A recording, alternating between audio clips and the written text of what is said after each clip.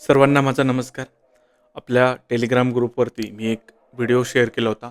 Office office नावाची एक series होती आणि त्याचा 22वा एपिसोड मी तुम्हाला शेअर केला होता. तो जर तुम्ही बघितला असेल, तर तुम्हाला या कायद्याची पार्श्वभूमी काय ती समजून आली असेल. नसेल बघितला तो एपिसोड, तर तो नक्की बघा. खूप छानपणे त्यांनी गोष्टी तिथे मांडलेल्या आहेत. महाराष्ट्र लोकसेवा हक्क अधिनियम 2015 या लेक्चरमध्ये आपण बघणार आहोत. तर सुरुवातीला बघायचं याचं उद्दिष्ट काय. महाराष्ट्र राज्यातील पात्र व्यक्तींना पारदर्शक, कार्यक्षम आणि वेळेत सार्वजनिक सेवा मिळवून देण्यासाठी आणि त्या संबंधित बाबीसाठी हा कायदा करण्यात आला आहे. कशासाठी सांगितलं त्यांनी? पात्र व्यक्तींना. शब्दांवरती तुम्हाला लक्ष द्यायचं. मी सांगितलं तुमचा RTI आणि राईट टू सर्व्हिस ॲक्ट हा आपल्याला खूप डिटेल करायचा आहे. प्रत्येक शब्द तुम्हाला हा खूप व्यवस्थित लक्ष देऊन बघायचा आहे, ऐकायचा आहे. पेपरमध्ये गेल्यानंतर माझे शब्द हे तुमच्या कानामध्ये गुंजले पाहिजे, ही गोष्ट तुम्हाला लक्षात घ्यायची आहे. शब्दांवरती तुम्हाला फोकस करायचा आहे. राज्यातील पात्र व्यक्ती काय? राज्यातील पात्र व्यक्तींना काय सांगितलं त्यांनी? पारदर्शक, कार्यक्षम आणि वेळेत सार्वजनिक सेवा मिळवून देण्यासाठी आणि त्या संबंधित बाबीसाठी हा कायदा करण्यात आलेला आहे. हे तुम्हाला पाठच करायचं आहे. ठीक आहे. कशासाठी नाही आहे? त्यांनी काय मेन्शन नाही केलं? भ्रष्टाचार मुक्त प्रशासन त्यांना करायचे का? बिलकुल. हा शब्द त्यांनी त्याच्यामध्ये वापरलेला नाही. हे तुमचं नेगेटिव्ह ऑप्शन असणार आहे. पुढे काय सांगतात ते? लोकांचा सहभाग वाढवण्यासाठी सुद्धा याचं उद्दिष्ट किंवा ऑब्जेक्टिव्ह त्यांनी ठेवलंय का? तर असं सुद्धा त्याचं ऑब्जेक्टिव्ह नाहीये. या दोन्ही गोष्टी तुम्हाला इथं लिहायच्या आहे आणि त्याच्या पुढे फुली मारायची आहे. तुम्हाला नेगेटिव्ह ऑप्शन कधी कधी पाठ करावे लागतात. ही गोष्ट तुम्हाला लक्षात घ्यायची. आता जर आपण हा कायदा जर बघितला, तर सगळ्यात पहिले म्हणजे भारतामध्ये राईट टू सर्व्हिस ही मुवमेंटच चालू झाली होती, चळवळच चालू झाली होती. तर 2010ला भारतामध्ये सर्वप्रथम मध्य प्रदेश राज्याने असा कायदा आणलेला होता. केंद्राच्या लेवलला अजून तरी असा कायदा नाहीये. ही बाब तुम्हाला लक्षात घ्यायची आहे. 2 नंबरला बिहारने 2011 साली हा कायदा त्यांच्या राज्यामध्ये आणला होता आणि टोटल आतापर्यंत जर आपण बघितलं, टोटल राज्य आणि जर केंद्रशासित प्रदेश जर आपण एकूण मिळवले, तर ते एकूण 22 संख्या आहे की जिथं हा कायदा सध्या अस्तित्वात आहे. पुढे आपल्याला काय बघायचं? याच्यामध्ये काही डेट्स आपल्याला पाठ करायच्या आहे. काय? राज्यपालांची संमती या कायद्याला कधी भेटली? 19 ऑगस्ट 2015. म्हणजे काय? 15 ऑगस्टला आपला देश स्वतंत्र होतो. हे बघा, हे 15 इयर सुद्धा आणि 15 ऑगस्ट त्या अनुषंगाने लक्षात ठेवा. आणि तिथून पुढे 4 दिवसांनी राज्यपालांनी संमती दिलेली आहे. राजपत्रात प्रसिद्ध होण्यासाठी जवळपास राज्यपालाची संमती आणि राजपत्रात प्रसिद्ध होण्यामध्ये जवळपास 2 दिवसांचा कालावधी असतो. आता काही काही ज्या नोट्स आहेत ना, म्हणजे तुम्हाला फिरताना दिसत असेल त्या इकडं तिकडं टेलिग्रामवरती, त्याच्यामध्ये त्यांनी ह्या दोन्हीची एकच तारीख दिली, जी की चुकीची आहे. तुमच्या बेअर ॲक्टमध्ये त्यांनी असं मेन्शन केलेलं आहे, राज्यपालाची संमती 19 ऑगस्ट 2015 आणि राजपत्रात प्रसिद्धी जर म्हणलं तर 21 ऑगस्ट 2015. सर्वात महत्त्वाची तारीख जर कोणती असेल तर ती 28 एप्रिल 2015ची. ही याच्या अगोदर सुद्धा विचारली गेली आहे आणि ही तारीख तुम्हाला पाठ करायची आहे. काय सांगतात ते? ज्यावेळी राज्य विधिमंडळाचे अधिवेशन सुरू नव्हते. हे आपला राज्यघटनेचा बेसिक पार्ट आहे की जेव्हा तुमचं काय असतं, राज्य विधिमंडळ हे अधिवेशनामध्ये नसतं. दोन्ही सभागृहांपैकी एक सुद्धा जर सध्या नसेल, ते हाऊसमध्ये नसेल, तर तुमचा राज्यपालांनी काय केलं? 28 एप्रिल 2015 रोजी या विषयावर एक अध्यादेश काढला होता. आता त्या अध्यादेशाची जागा या अधिनियमाने घेतली आहे. मला काय सांगायचं होतं? राज्यपाल कोणत्या कलमांतर्गत अध्यादेश काढतो? तुमचा 213 अंतर्गत. बरोबर, राज्यघटनेचं कलम 213 अंतर्गत राज्यपाल अध्यादेश काढतो आणि ती तारीख कोणती आहे? 28 एप्रिल 2015. आणि यांनी अंमलबजावणीची तारीख सुद्धा सेम मेन्शन केलेली आहे, 28 एप्रिल 2015. या 3 तारखा तुम्हाला पाठ करायच्या. कोणकोणत्या? 19 ऑगस्ट 2015, 21 ऑगस्ट 2015 आणि 28 एप्रिल 2015. 28 एप्रिल 2015 2 ठिकाणी. एकदा त्यांनी अध्यादेश जर विचारला तरी 30 तारीख येणार आणि त्यांनी अंमलबजावणी जर विचारली तरी सुद्धा तुमची सेमच तारीख येणार आहे. पुढे काय सांगतात ते? कलम 1 मध्ये आपण संक्षिप्त नाव, विस्तार, प्रारंभ आणि लागू होणे या गोष्टी याच्या अगोदरच्या कायद्यामध्ये सुद्धा बघत आलो. तर नाव काय सांगितलं त्यांनी आपल्याला? या कायद्याला महाराष्ट्र लोकसेवा हक्क अधिनियम 2015 असं म्हटलं जाईल, असं त्यांनी सांगितलं. ठीक आहे. हा कायदा संपूर्ण महाराष्ट्र राज्यासाठी लागू आहे. ठीक आहे. प्रारंभ आपल्याला पाठ करायचा आहे 28 एप्रिल 2015. काय? 28 एप्रिल 2015 याला तुम्हाला वरती म्हणजे या कॉर्नरला ह्या महत्त्वाच्या 3 डेट्स तुमच्या लिहून ठेवायच्या आहे. रिव्हिजन करताना सर्वात पहिले तुम्ही त्या डेट रिव्हिजन करणं, त्याला प्रायोरिटी देणं गरजेचं असतं. अजून काय सांगतात ते पुढे, हा कायदा अशा सर्व सार्वजनिक प्राधिकरणांना लागू होईल जे कोणत्याही कायदे, नियम, अधिसूचना, आदेश, शासन निर्णय किंवा इतर साधनांद्वारे पात्र व्यक्तींना सार्वजनिक सेवा पुरवतात. आता काय सांगितलं त्यांनी, पब्लिक ऑथॉरिटी, याची डेफिनेशन आपण पुढे बघणारच आहोत. पण मला इथे एक तुम्हाला प्रश्न विचारायचा आहे की खाजगी संस्थांना हा कायदा लागू आहे का? हा तुमच्यासाठी प्रश्न असणार आहे. तर याचं उत्तर तुमचं नाही असं असणार आहे. खाजगी संस्थांना हा कायदा लागू नाही, हा फक्त सार्वजनिक प्राधिकरणांना हा कायदा लागू आहे. ही बाब तुम्हाला इथं लक्षात घ्यायची आहे. पुढे कलम 2 मध्ये आपण व्याख्या बघणार आहोत. त्या व्याख्याचा क्रम आपल्याला पाठ करायचा. याच्या अगोदर सुद्धा मी तुम्हाला सांगितलं की तुमचं अल्फाबेटिकल ऑर्डरनी त्यांनी त्या व्याख्याचा क्रम लावलेला असतो, त्या अनुषंगानेच आपल्याला त्या पाठ करायच्या आहे. काय सांगतात ते, ए मध्ये त्यांनी मुख्य आयुक्त किंवा आयुक्त अशी यांची डेफिनेशन सांगितली. काय डेफिनेशन आहे, कलम 13(2) अन्वये नियुक्त केलेले राज्य मुख्य सेवा हक्क आयुक्त किंवा राज्य सेवा हक्क आयुक्त यांना ते मुख्य आयुक्त किंवा आयुक्त असं डेफिनेशनमध्ये त्यांनी म्हणलं. ठीक आहे, डेफिनेशन कलम 13(2) आपण पुढे बघणार आहोत. इथं काय पाठ करायचं तुम्हाला, ए मध्ये तुमची अपेक्स ऑथॉरिटी येते. अपेक्स म्हणजे काय, अपेक्सचा अर्थ होतो जे सर्वोत्तम किंवा सर्वोच्च लेवलला आहेत असा अपेक्सचा अर्थ होतो. त्या अनुषंगाने तुम्हाला ए फॉर अपेक्स अथॉरिटी असं लक्षात ठेवायचं आहे. त्याच्यानंतर काय, आयोग. आयोग म्हणजे कलम 13(1) अन्वये स्थापन झालेला महाराष्ट्र राज्य सेवा हक्क आयोग. बी पासनं तुम्हाला बोर्ड बरोबर, किंवा मग बी पासनं आपण 12चा आयोग सुद्धा लक्षात ठेवलं होतं. त्या अनुषंगाने तुम्हाला दोन्हीपैकी जे सुटेबल वाटेल ते लक्षात ठेवायचं. कलम 13(1) आपण पुढे बघणार आहोत. पुढे काय, सी फॉर कॉम्पिटंट अथॉरिटी, सक्षम प्राधिकारी म्हणजे शिस्तभंग विषयक प्राधिकारी किंवा नियंत्रण अधिकारी. ही डेफिनेशन तुम्हाला पाठ करायची आहे. डी फॉर तुमचं डिपार्टमेंटची डेफिनेशन त्यांनी दिली. आपण सुद्धा इंग्रजी अल्फाबेटनुसार त्याला लक्षात ठेवणार आहोत. डी फॉर काय, तुमचं डिपार्टमेंट म्हणजे काय, सरकारचा विभाग किंवा सार्वजनिक प्राधिकरणाचा विभाग. ठीक आहे, पुढे काय सांगतात ते, ई मध्ये पदनिर्देशित अधिकारी, डेजिग्नेटेड ऑफिसर म्हणजे कोण, ज्या अधिकाऱ्यानं पात्र व्यक्तीला सार्वजनिक सेवा पुरवणं बंधनकारक आहे असा अधिकारी म्हणजे तुमचा कोण, डेजिग्नेटेड ऑफिसर. त्याला काय म्हणतो आपण, पदनिर्देशित अधिकारी म्हणतो. आता कसं लक्षात ठेवायचं आहे, एक्झिक्युटिव्हचा अर्थ होतो जो गोष्टी अंमलबजावणीमध्ये आणतो त्याला आपण एक्झिक्युटिव्ह असं म्हणत असतो. तर तुम्हाला एक्झिक्युटिव्ह म्हणजे काय, ॲक्च्युअलमध्ये काम कोण करणार आहे, ई, आणि हे ई तुम्हाला लक्षात ठेवायचं आहे. एक्झिक्युटिव्ह म्हणजेच तुमचा डेजिग्नेटेड ऑफिसर असणार आहे, पदनिर्देशित अधिकारी असणार आहे. पुढे यप मध्ये त्यांनी विभागीय आयुक्त यांचे डेफिनेशन दिले. काय सांगतात, महाराष्ट्र जमीन महसूल संहिता 1966च्या कलम 6 अन्वये राज्य सरकारनं नियुक्त केलेले आयुक्त. काय पाठ करायचं, ही संहिता 1966ची आहे आणि त्याचा कलम सुद्धा 6 नुसार त्यांनी जो नियुक्त केलेला आयुक्त आहे त्याला ते काय म्हणतात, विभागीय आयुक्त असं म्हणतात. पुढे काय सांगितलं त्यांनी, जी मध्ये त्यांनी पात्र व्यक्ती यांची डेफिनेशन सांगितली. काय ती, सार्वजनिक सेवा मिळवण्यासाठी जी व्यक्ती पात्र आहे अशी व्यक्ती. ठीक आहे, यामध्ये कायदेशीर व्यक्ती उदाहरणार्थ संस्था किंवा कंपनी यांचाही समावेश होतो. आता कसं लक्षात ठेवायचं आहे, जी म्हणजे ग्राहक. लक्षात ठेवा, एखाद्या सेवेचा तो जर उपभोग घेत असेल तर तो ग्राहक झालेला आहे. ग्राहक या अनुषंगाने पात्र व्यक्ती ही डेफिनेशन तुम्हाला लक्षात घ्यायची आहे.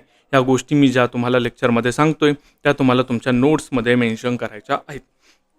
पुढे काय, ह्या कायद्यामध्ये त्यांनी 2 अपेलेट ऑथॉरिटी सांगितलेलं आहे. काय, एक तर तुमचं एच मध्ये येणार आहे आणि दुसरी तुमची ओ मध्ये सेकंड अपेलेट ऑथॉरिटी येणार आहे. बरोबर, तर हे एच कसं तुम्ही पाठ करायचं, तुम्ही कन्सिडर करा एक तर हलकट अधिकारी असं पाठ करा, किंवा मग तुम्ही असं कन्सिडर करा की तुम्ही जेव्हा विचारता की मी अपील करू शकतो का, तेव्हा तुम्हाला उत्तर काय येणार आहे, हो तुम्ही अपील करू शकता. कुणाकडे, होकडेच तुम्ही अपील करू शकता. हो म्हणजे पहिलं एच फर्स्ट अपील 8(1) मध्ये आपण ते बघणार आहे, आणि ओ म्हणजे तुमचं सेकंड अपील 8(2) मध्ये आपण ते बघणार आहोत. इथं काय पाठ करायचं तुम्हाला, डेफिनेशनचा क्रमांक पाठ करायचा आहे. आपण सॉलिड वेस्ट मॅनेजमेंट रूल्स जे बघितले त्याच्यामध्ये डेफिनेशनचा क्रमांक पाठ नाही केला. डेफिनेशनचा मूळ अर्थ काय होतो, संकल्पना काय, त्याच्यामध्ये प्रोव्हिजन काय ते आपण जाणून घेतलेलं आहे. इथं तुम्हाला संकल्पना जाणून घ्यायचा शॉर्टच नाही, तुम्हाला काय पाठ करायचं आहे, तुम्हाला क्रमांक पाठ करायचा आहे. या गोष्टी लक्षात घ्या. आपण प्रत्येक टॉपिकनुसार एक प्रायोरिटी सेट करावी लागते. त्याचे प्रश्न कसे येऊ शकतात याचा अंदाज बांधून गोष्टी कराव्या लागत असतात. ही गोष्ट लक्षात घ्यायची, बरोबर. मध्ये आपल्याला काय पाठ करायचं आहे? First appellate authority.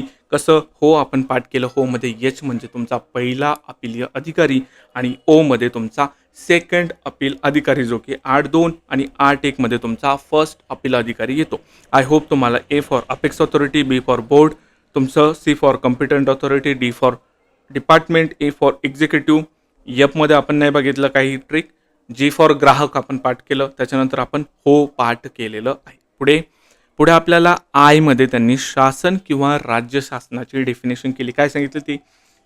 राज्य शासन किंवा शासन म्हणजे त्यांनी महाराष्ट्र शासनाचं डेफिनेशन सांगितलं. आता हे महाराष्ट्र शासन पाठ करणं अपेक्षित नाही. तुम्हाला पाठ काय करायचं? याचा क्रमांक पाठ करायचा. आय नंबरला त्याची डेफिनेशन येते. कसं लक्षात ठेवाल? की आपलं जे पण शासन आहे, आपलं जे पण सरकार आहे, ती शिवी लक्षात ठेवायची की कसं येते? आय शासन आहे. कसं? आय शासन आहे. तुमच्या मनात आणायची ती शिवी, सांगायची नाही, बोलायची नाही, बरोबर. शिवी आणायची आणि आय शासन तुमचं आहे. आपण 1979चे रूल जेव्हा बघत होतो, तिथे आपल्याला म्हणून आलं होतं. आपण कसं बघितलं होतं? फडणवीस साहेबांचं सरकार असं आपण बघितलेलं होतं. इथं तुम्हाला काय लक्षात ठेवायचं? बघा, कोणत्याही पक्षाला माझा विरोध नाही, इथं लक्षात घ्यायचं आहे तुम्हाला. आणि कोणालाही इथं मी टार्गेट करत नाही. हे फक्त विद्यार्थी हितांसाठी चाललेल्या गोष्टी आहेत. तुम्हाला पाठ व्हावा म्हणून या गोष्टी मी लेक्चरमध्ये जर नाही सांगितल्या, तुम्ही पाठ नाही केल्या, तर एक्झाममध्ये आपला गेम होऊ शकतो. त्या अनुषंगाने ह्या गोष्टी मी सार्वजनिक हितासाठी करत आहे. जिथं जिथं सार्वजनिक हित येतं, राष्ट्राचं हित येतं, तिथं तुमचे नियम कायदे गळून पडतात. ही गोष्ट तुम्हाला लक्षात घ्यायची आहे. काय? पासून तुम्हाला लक्षात घ्यायचं आहे की आपलं शासन कसं आहे? आय शासन आहे, बरोबर. तुम्हाला शासनाची डेफिनेशनचा क्रमांक सुद्धा आता पाठ झालेला असणार आहे. आता हे जे स्थानिक प्राधिकारीची जी डेफिनेशन आहे ना, याच्यामधल्या तरतुदी महत्त्वाच्या, याचा क्रमांक हा सेकंड प्रायोरिटीला असायला पाहिजे. काय सांगतात ते? काय काय येतं याच्यामध्ये? महानगरपालिका, नगर परिषद, नगरपंचायत, औद्योगिक वसाहत, नियोजन प्राधिकरण, जिल्हा परिषद, पंचायत समिती, ग्रामपंचायत आणि कायद्याने स्थापन झालेली इतर स्थानिक स्वराज्य संस्था यांचा समावेश होतो. कशामध्ये? स्थानिक प्राधिकारी याच्यामध्ये. तसेच यात विकास प्राधिकरणी किंवा इतर वैधानिक संस्थांचाही समावेश होतो. ठीक आहे. आता तुम्ही हे बघितलं, तुम्ही हे वाचलं. सर्वात महत्त्वाची गोष्ट आहे याच्यामध्ये त्यांनी खूप जास्त बॉडी सांगितलं, म्हणजे 10च्या वर नाव आहे. हे पाठ करणं अपेक्षित नाही. पाठ करणं काय अपेक्षित आहे? निगेटिव्ह ऑप्शन पाठ करायचा. मला तुम्हाला एक इथं प्रश्न विचारायचा आहे की ह्या तुमच्या स्थानिक प्राधिकारीमध्ये पोलीस स्टेशन येतं का? असा प्रश्न जर त्यांनी विचारला तुम्हाला, तर तुम्ही त्याचं उत्तर काय माराल? हो येतं किंवा नाही याच्यामध्ये येत नाही. तर त्याचं उत्तर काय असणार आहे? पोलीस स्टेशन तुमचं त्याच्यामध्ये येत नाही. कशामध्ये? स्थानिक प्राधिकारीमध्ये येत नाही. त्याच्यापुढे तुम्हाला अशी फुली मारून ठेवायची आहे. काय? स्थानिक प्राधिकारीमध्ये तुमचं पोलीस स्टेशन येत नाही, ही बाब तुम्हाला लक्षात घ्यायची. पुढे त्यांनी मध्ये विहित याची डेफिनेशन सांगितली. या असल्या गोष्टी आपण पाहत सुद्धा नसतो. याची डेफिनेशन पाठ करणं अपेक्षित नाही. जरी तुम्हाला करायची असेल तर के फॉर कायदा असं लक्षात ठेवा. पुढे काय? पुढे सर्वात महत्त्वाची डेफिनेशन त्यांनी सांगितली. मध्ये त्यांनी सार्वजनिक प्राधिकरण म्हणजे पब्लिक ऑथॉरिटी कोण असणार आहे याची डेफिनेशन सांगितलेली आहे. कोण कोण आहे? शासनाचा कोणताही विभाग किंवा प्राधिकरण. ठीक आहे. राज्यघटनेनुसार, राज्य विधिमंडळाच्या कायद्यानुसार किंवा शासनाच्या अधिसूचनेनुसार स्थापन झालेली कोणतीही संस्था, महामंडळ किंवा स्थानिक प्राधिकरण हे तुमचं कशामध्ये येतं? पब्लिक ऑथॉरिटीच्या डेफिनेशनमध्ये येतं. पुढे काय सांगतात ते? यात राज्य शासनाच्या मालकीच्या नियंत्रित किंवा अर्थसहाय्यित संस्था, सहकारी संस्था, सरकारी कंपन्या आणि राज्य शासनाकडून आर्थिक मदत घेणाऱ्या अशासकीय संस्थांचाही समावेश होतो. काय सांगितलं त्यांनी? सर्वात महत्त्वाचं त्यांनी सांगितलं की याच्यामध्ये जे जे तुमचे NGO आहे, जे की गव्हर्नमेंटकडून सहाय्य घेतात, फायनान्शियल मदत घेतात, ते सुद्धा तुमचे पब्लिक ऑथॉरिटीमध्ये येतात. हा तुमचा सर्वात महत्त्वाचा मुद्दा असणार आहे. परत एक गोष्ट इथं लक्षात घ्यायची, याच्यामध्ये तुमच्या पब्लिक ऑथॉरिटीमध्ये तुमच्या खाजगी ही संस्था येणार नाही, पण NGO येणार आहे. NGO कसे येणार आहे? जर ते राज्य शासनाकडून आर्थिक मदत घेत असले तर तुमचे NGO याच्यामध्ये येणार आहे. कसं लक्षात ठेवायचं? याचा क्रमसुद्धा तुम्हाला पाठ करायचा आहे. सार्वजनिक प्राधिकरण म्हणजे काय? सार्वजनिक अधिकारी असं लक्षात ठेवा.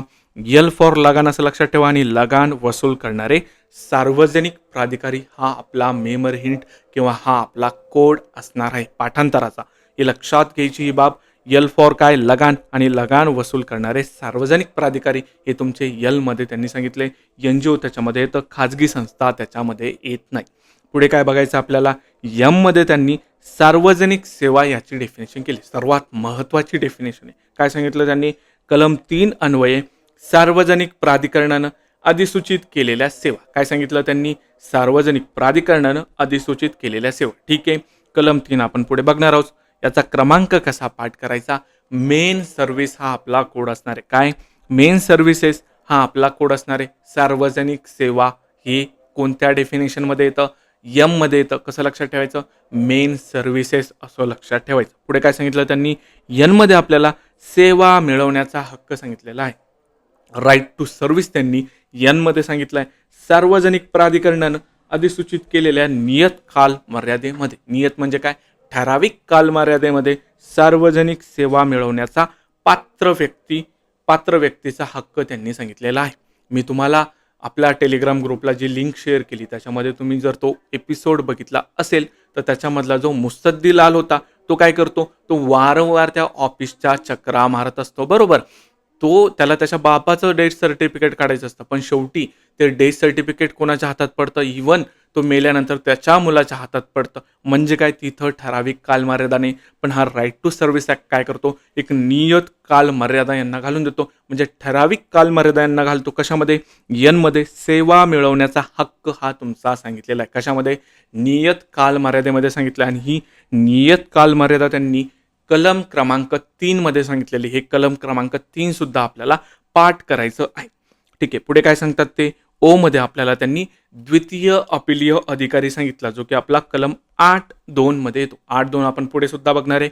मागं मी तुम्हाला असं सांगितलं होतं की जर अर्जदाराने विचारलं की ठीक आहे मला अपील करता येतं का, तुम्हाला काय म्हणायचं, हो करता येतं. आणि कुणाकडे करायचं, होकडेच अपील करायचं आहे. हो म्हणजे काय, म्हणजे तुमचा पहिला अपीलीय अधिकारी, फर्स्ट अपिलेट ऑथॉरिटी, जो की मध्ये येतो. आणि 8(2) मध्ये तुमचा त्याची डेफिनेशन मध्ये त्यांनी दिली, बरोबर. सेकंड अपिलेट ऑथॉरिटी त्याच्यामध्ये येतो. ओ फॉर अदर चान्स सुद्धा आपण तुम्ही त्या अनुषंगाने लक्षात ठेवू शकता. पुढे काय सांगितलं त्यांनी, नियत कालमर्यादा, स्टिप्युलेटेड टाइम लिमिट याची डेफिनेशन सांगितली. कलम 3 अन्वये अधिसूचित केलेली ती वेळ ज्याच्या आत पदनिर्देशित अधिकाऱ्यानं पात्र व्यक्तीला सेवा पुरवणं आवश्यक आहे. हे कलम 3 मध्ये त्यांनी किती काळ सांगितला ते आपण पुढे बघणार आहे. पण तुम्हाला काय पाठ करायचं आहे, इथं कालमर्यादा हा शब्द आला म्हणजे पी फॉर पंक्च्युअलिटी, इथं सुद्धा पी दिले. या अनुषंगाने तुम्हाला हे पाठ करायचं आहे. आय होप मी तुम्हाला सर्व डेफिनेशन व्यवस्थित सांगितल्या असं.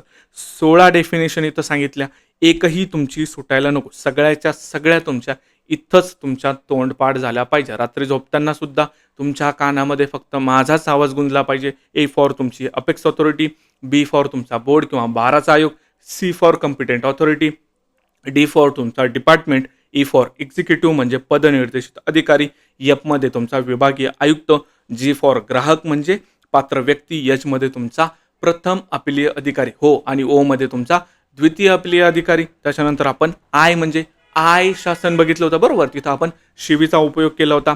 जे मध्ये स्थानिक प्राधिकारी, ज्याच्यामध्ये तुमचं पोलीस स्टेशन येत नाही, हे तुम्हाला लक्षात घ्यायचं आहे. के मध्ये तुमचा कायदा विहित आपण बघितलं होतं. मध्ये तुमचं लगान वसूल करणारे सार्वजनिक प्राधिकारी बघितले होते, बरोबर. त्याच्यामध्ये तुमचा NGOचा सुद्धा समावेश होतो. मध्ये आपण मेन सर्व्हिसेस बघितले होता. कलम 3 बघितलं होतं. मध्ये आपण नागरिकांचा सेवा हक्क, बरोबर. फॉर नागरिकांचा सेवा हक्क तुम्हाला लक्षात ठेवायचा आहे. ओ फॉर द्वितीय अपीलीय अधिकारी. आणि पी मध्ये आपल्याला पंक्च्युअलिटी, नियत कालमर्यादा, ही गोष्ट लक्षात आली पाहिजे. एकदा रिव्हिजन मारा, पुढच्या गोष्टी बघूया.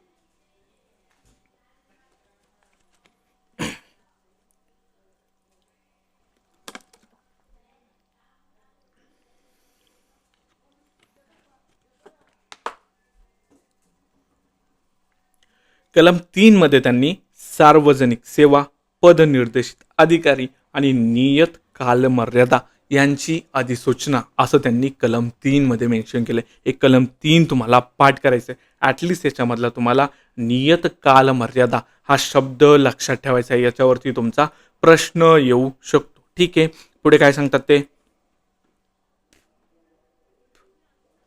हा कायदा लागू झाल्यापासून 3 महिन्यांच्या आत प्रत्येक सार्वजनिक प्राधिकरणानं स्वतःच्या सेवांची यादी प्रसिद्ध करणं बंधनकारक आहे. किती सांगितलं त्यांनी कालमर्यादा? त्यांनी नियत कालमर्यादा ही 3 महिन्यांच्या आत सांगितली. काय सांगितलं?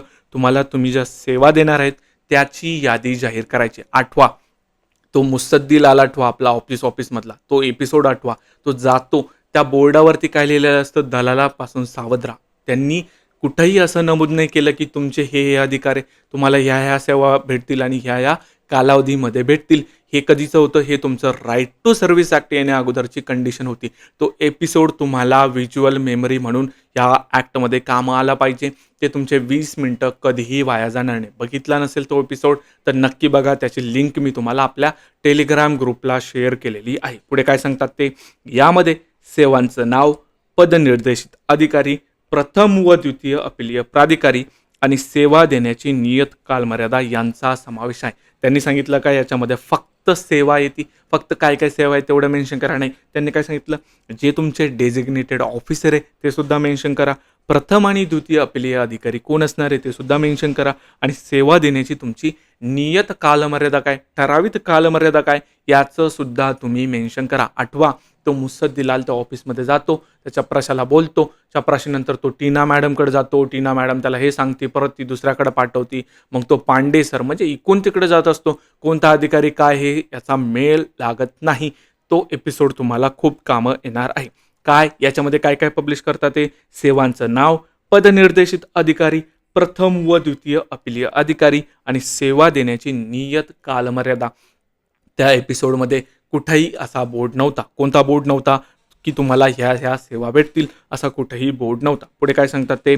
तुम्हाला कलम क्रमांक 3चा जो उपकलम 2 आहे त्याच्यामध्ये काय सांगतात ते?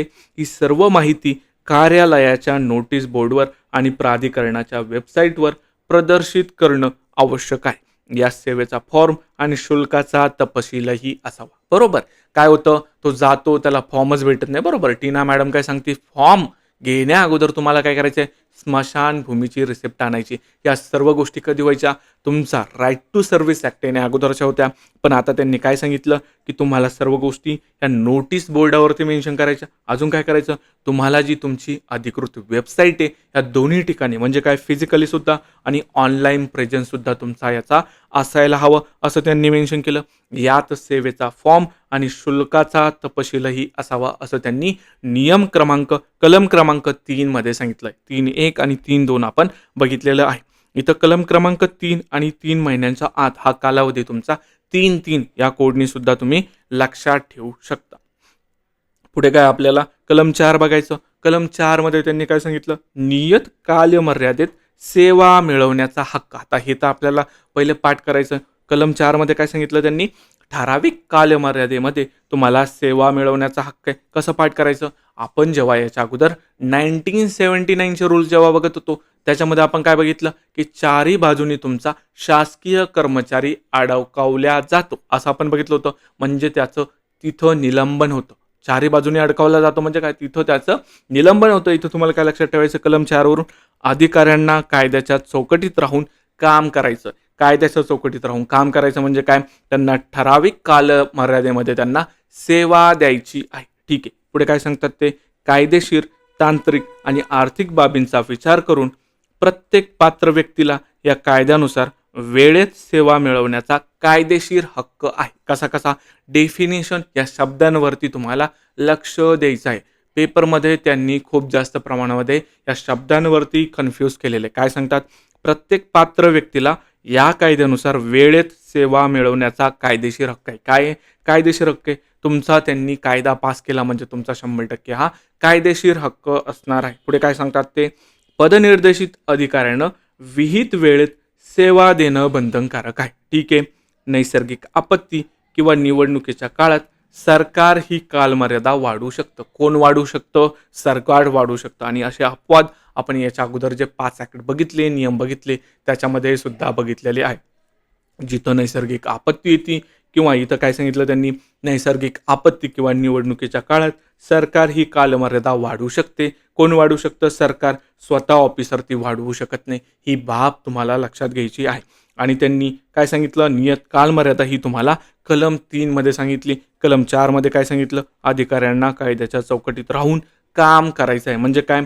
ठराविक कालमर्यादेमध्ये त्यांना सेवा प्रोव्हाइड करायची आहे. पुढे काय सांगतात ते कलम 5 मध्ये त्यांनी नियत कालमर्यादेत सार्वजनिक सेवा प्रदान करणे. पाठ काय करायचं, अर्जाची पोच पावती तुम्हाला कलम 5 मध्ये पाठ करायची आहे. कशी पाठ करायची ती, 5 तुमचा 5 असा लिहायचा आणि ह्या 5लाच तुम्ही अर्जाची 5 पावती म्हणायचं. काय म्हणायचं, पोच पावतीचा तुम्ही अपभ्रंश करायचा. पोच पावतीचा अपभ्रंश करून त्याला तुम्ही 5 पावती म्हणायचं आणि 5 मध्ये काय येतं तुमचं, अर्जाची पोच पावती येतं. ह्या अनुषंगाने त्याला लक्षात ठेवायचे. काय सांगतात ते, पात्र व्यक्तीने पदनिर्देशित अधिकाऱ्याकडे अर्ज करावा. हा पदनिर्देशित अधिकारी आपण डेफिनेशन ई मध्ये बघितलेला होता, एक्झिक्युटिव्ह. ठीक आहे. अर्जाची पोचपावती देणं अनिवार्य, त्यात अर्जाचा दिनांक, स्थळ, युनिक अर्ज क्रमांक, त्याला आपण युनिक ॲप्लिकेशन नंबर म्हणतो, आणि सेवा देण्याची अंतिम तारीख नमूद करावी. ठीक आहे. वेळेची गणना, पूर्ण भरलेला अर्ज मिळाल्यापासून सुरू होईल. केव्हापासून, पूर्ण भरलेला अर्ज हा तुमचा इथे कीवर्ड आहे. तुम्हाला पाठ काय करायचं आहे, अर्जाची पोचपावती 5 पावती कलम 5 आणि पूर्ण भरलेला अर्ज, इथून तुमची वेळेची गणना सुरू होणार आहे. पुढे काय सांगतात ते, अर्जावर निर्णय कसा येऊ शकतो तुमचा, कलम क्रमांक 5 मधला जो त्याला आपण उपनियम म्हणतो, सब क्लॉज म्हणतो, 5 मधला 2, 5(2) काय सांगतो, अर्जावर निर्णय काय काय होऊ शकतो, अधिकारी एकतर सेवा मंजूर करेल किंवा अर्ज नाकारेल. ठीक आहे, 2 गोष्टी, एक तर तो सेवा मंजूर करेल किंवा नाकारेल. अर्ज नाकारल्यास त्याची कारणे लेखी स्वरूपात द्यावी लागतील. तोंडी सांगून जमतं का, नाही, लेखी. आपण याच्या अगोदर सुद्धा लेखीच गोष्टी बघितलेल्या आहे. या कायद्यामध्ये, या शासकीय कामामध्ये, प्रशासकीय गोष्टींमध्ये लेखीच गोष्टी होत असतात. ही आता गोष्ट तुम्हाला लक्षात यायला पाहिजे. पुढे काय सांगतात ते, तसेच अर्जदाराला प्रथम अपील कोणाकडं आणि किती दिवसात करावे लागेल याचा तपशील, नाव, पद, पत्ता द्यावा लागेल. कोणाला, तुमचा हा जो डेझिग्नेटेड ऑफिसर आहे त्याला ह्या सर्व गोष्टी सांगाव्या लागणार आहे. जर त्यांनी अर्ज नाकारला तर त्याला लेखी स्वरूपात काय द्यायचं, कारण द्यायची.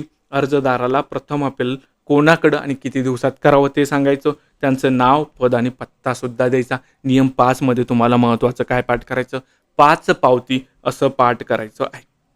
पुढे काय, आपल्याला कलम 6 बघायचं आहे. कलम 6 मध्ये काय सांगतात, अर्जाच्या स्थितीवर लक्ष ठेवणे, मॉनिटरिंग स्टेटस आपल्याला त्यांनी सांगितलंय.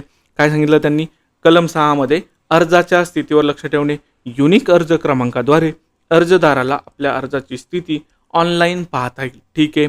जिथे ऑनलाईन सुविधा उपलब्ध आहे तिथे अर्जाची स्थिती वेळोवेळी अपडेट करणं हे सार्वजनिक प्राधिकरणाचं कर्तव्य. ठीक आहे, पाठांतराचा एवढा भाग याच्यामध्ये नाहीये. तुम्हाला कलम 6 मध्ये अर्जाच्या स्थितीवर लक्ष ठेवणे एवढं लक्षात ठेवायचं आहे. पुढे काय, कलम 7 हे आपल्यासाठी खूप महत्त्वाचं आहे. काय सांगतात ते, माहिती तंत्रज्ञानाचा वापर करणे. कसा वापर करणे, सार्वजनिक सेवा वेळेत देण्यासाठी सरकारनं सर्व प्राधिकरणांना माहिती तंत्रज्ञानाचा, उदाहरणार्थ ऑनलाईन पोर्टल, ॲप्स जास्तीत जास्त वापर करण्यासाठी प्रोत्साहित करावं. ठीक आहे, हे खालची गोष्ट बट ऑबियस आहे. वरचं तुम्हाला कलम क्रमांक 7 पाठ करायचं. काय, माहिती तंत्रज्ञानाचा वापर. कसं लक्षात ठेवसाल, 7 समुद्रपार जरी तुम्ही असले तरी सुद्धा तुम्हाला इन्फॉर्मेशन टेक्नॉलॉजीद्वारे, IT द्वारे तुम्हाला तुमची सेवा मिळणार आहे. कसं, तुम्ही 7 समुद्रपार जरी असले तरी सुद्धा तुम्हाला इन्फॉर्मेशन टेक्नॉलॉजीद्वारे तुमची सेवा मिळणार आहे. इथं 7 समुद्रपार हा तुमचा कीवर्ड असणार आहे. कशासाठी, IT साठी. हे 2 कीवर्ड तुम्हाला पाठ करायचे. कलम 7 आणि ITचा वापर हे पाठच झालं पाहिजे, इथंच त्याला पाठ करायचं आहे. ठीक आहे. पुढे काय सांगतात ते, कलम 8 मध्ये अपिलीय प्राधिकाऱ्यांची नियुक्ती त्यांनी सांगितली. कसं लक्षात ठेवायचं, अपिलाचे थाट असं लक्षात ठेवायचं. छत्रपती संभाजीनगरला जर तुम्ही कधी आले तर क्रांती चौक जो एरिया आहे आपला, तिथं तुमच्या मेजॉरिटी ऑफ द तुमचे ट्रॅव्हल्स वगैरे थांबतात. तिथं थाट बाट नावाचं हॉटेल आहे. छान मस्तपैकी ते थाळी वगैरे देतात. आठवलं मला ते थाटवरून. तर अपिलाचे थाट तुमचे हे 8 मध्ये होणार आहे. कुठं, 8 थाट. ते काय झटपट पटापट, ते पण खूप गाजलं होतं. ठीक आहे, ते नाही बघायचं आपल्याला. अपिलाचे थाट इथं बघूयात. कलम 8 मध्ये काय सांगितलं त्यांनी, अपिलाचे थाट. आणि हे थाट कुणाचे असणारे, अपील अधिकाऱ्यांचे असणारे. या अनुषंगाने तुम्हाला ते पाठ करायचं आहे. कलम 8 काय सांगतं, अपिलीय प्राधिकाऱ्यांची नियुक्ती. ठीक आहे. 8(1) मध्ये प्रथम अपिलीय अधिकारी. तुम्हाला डेफिनेशन H मध्ये आठवा, बरोबर. मी तिथं 8(1) उल्लेख केला होता. O मध्ये आपण 8(2) उल्लेख केला होता. 8(1) मध्ये कोणी तुमचा प्रथम अपिलीय अधिकारी, सार्वजनिक प्राधिकरण, गट ब किंवा त्यापेक्षा वरील दर्जाच्या अधिकाऱ्याची प्रथम अपीलीय प्राधिकारी म्हणून नियुक्ती करेल. कुणाची करेल? एक तर ग्रुप बीचा पाहिजे किंवा त्याच्यावरचा अधिकारी पाहिजे, बरोबर. तर त्याची फर्स्ट अपीलेट ऑथॉरिटी म्हणून काय करेल? नियुक्ती करेल. ठीक आहे. हा अधिकारी पदनिर्देशित अधिकाऱ्यापेक्षा पदाने वरिष्ठ असावा. बट ऑब्वियस गोष्ट आहे की तो त्याच्यापेक्षा हायेस्ट पोझिशनला असायला पाहिजे, बरोबर. पदनिर्देशित अधिकारी कोणी? तुमचा डेझिग्नेटेड ऑफिसर, जो की एक्झिक्युटिव्ह आहे, बरोबर. आपण एक्झिक्युटिव्ह या अनुषंगाने ते आपण पाठ केलं होतं. ज्याच्याकडे तुम्ही काम करायला गेले, तुमची सेवा मागायला गेले, तो तुमचा डेझिग्नेटेड ऑफिसर असणार आहे. पुढे काय सांगतात ते 8.2 मध्ये द्वितीय अपीलीय अधिकारी त्यांनी सांगितलं, प्रथम अपीलीय प्राधिकाऱ्यापेक्षा वरिष्ठ असलेल्या अधिकाऱ्याची द्वितीय अपीलीय प्राधिकारी म्हणून नियुक्ती केली जाईल. ठीक आहे. बट ऑब्वियस गोष्ट याच्यामध्ये लॉजिकचा पार्ट, पाठांतराचा पार्ट नाही. हा अधिकारी प्रथम अपीलीय प्राधिकाऱ्याच्या निर्णयाविरुद्धच्या अर्जावर सुनावणी देईल. हे सुद्धा तुमचं बट ऑब्वियस आहे. मग त्याच्याच अर्जावर देणार आहे. प्रथम अपीलीय प्राधिकाऱ्याच्या निर्णयाविरुद्धच तो अपील देणार आहे, निर्णय देणार आहे, सुनावणी देणार आहे. ही गोष्ट तुम्हाला लक्षात घ्यायची आहे. नियम क्रमांक 3 ते 8 आता तुम्हाला तोंडपाठ असायला हवे. एकदा बघून घ्या ते.